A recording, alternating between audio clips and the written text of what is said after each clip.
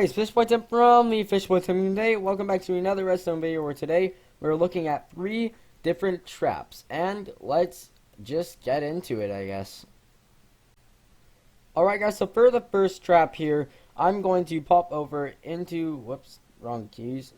I'm going to pop over into survival mode. So it is obvious what is going to activate the trap. But basically, if I walk over onto this redstone, or, as you can see, it just drops me into a pit of lava and I instantly die. And this is not where my spawn was supposed to be set.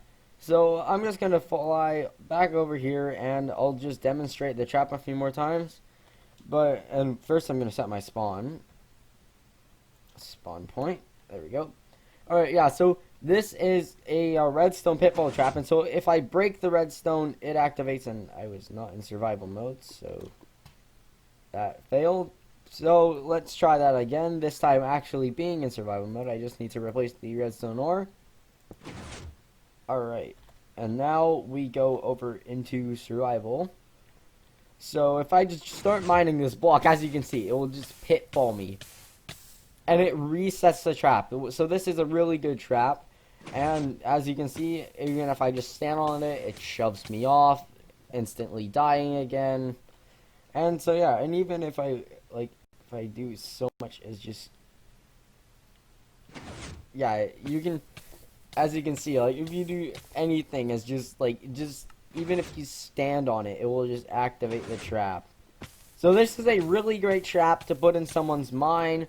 And I want to say a tip here about building a trap is you want the person to have 0 reaction time like this. It instantly activates it. You want it to be instantly activated. So, for the redstone behind this first trap, it is very simple. So, behind this piece of yellow wool, we have an observer. And so, the observer detects an update and sends out a very quick 1-tick pulse, which then goes up around all of this redstone here. And it makes all the pistons retract the block, while this one actually spits out its block. And then, for the closing, all the pistons spit out its block, while this one retracts. So as you can see, very simple. You can make this really long as you want, because if somebody was to stand here and break it, as you can see, they can break it. So you would just need to make the trap longer, but most people would probably just go, oh look, redstone ore, and go right up to it and instantly die. So yeah, so that's the first trap. Now let's go on to the second one. Alright guys, so for our second trap, well, all you need for this trap is a specially designed pool of water and a ravine that if you fell into it, you would probably die. This is just my mock-up of a ravine, and I just must say, I think I did a pretty nice job. But basically, how this trap works is you just get somebody to chase you, and then while they're chasing you, jump into a ravine, and make sure that they jump after you, and then as they're falling, place the block over the observer, and it just gets rid of the pool of water, and they will just instantly die unless they do an amazing water bucket clutch. But, you know, no one's really prepared for that.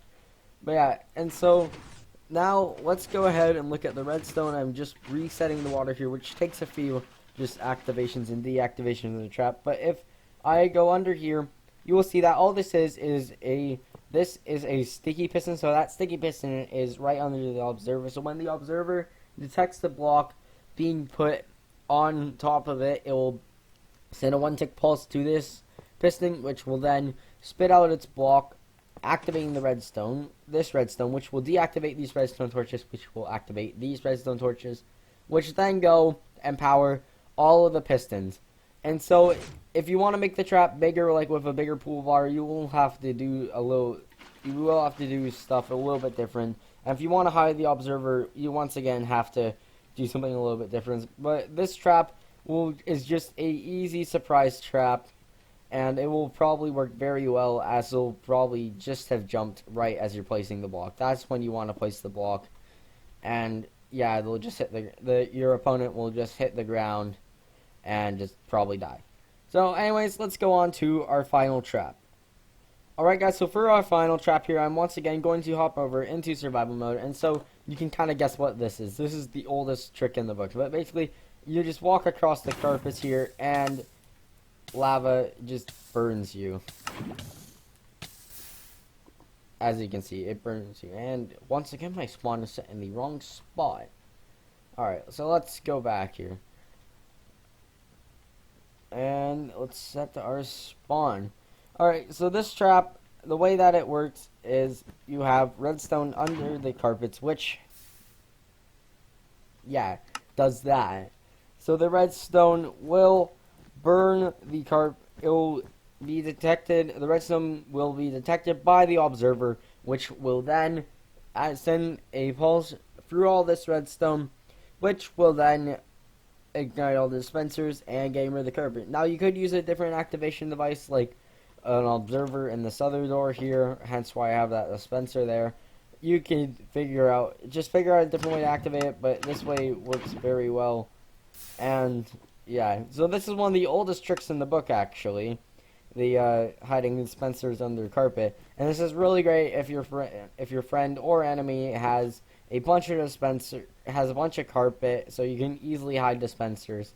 And this is especially good if they put it in nether because lava flows faster. But yeah, so that is the final trap, and it is really easy to build. It's just a bunch of powering and detecting when a player has walked over it. So, yeah, anyways, I just want to say thank you so much for watching. I hope you enjoyed today's video. Remember to like and subscribe if you did enjoy it, and I'll see you next one. Goodbye.